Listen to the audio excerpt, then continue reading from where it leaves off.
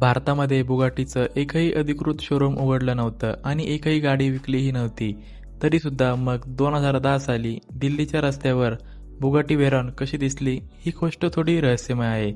October 2010 मध्ये जेव्हा पहिल्यांदा दिल्लीच्या रस्त्यावर कोणीतरी बुगाटी व्हेरॉन फिरताना पाहिली तेव्हा अफवांना लगेच उधाण आलं. कोणीतरी म्हणलं सलमान खानने विकत घेतली तर कोणी म्हणलं शाहरुख खानने.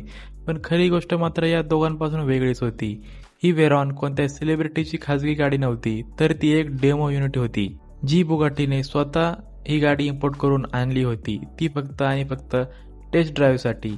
बुगाटीने भारतात प्रवेश करण्याची तयारी सुरू केली होती आणि त्याचबरोबर बुकिंग्सही सुरू केल्या होत्या.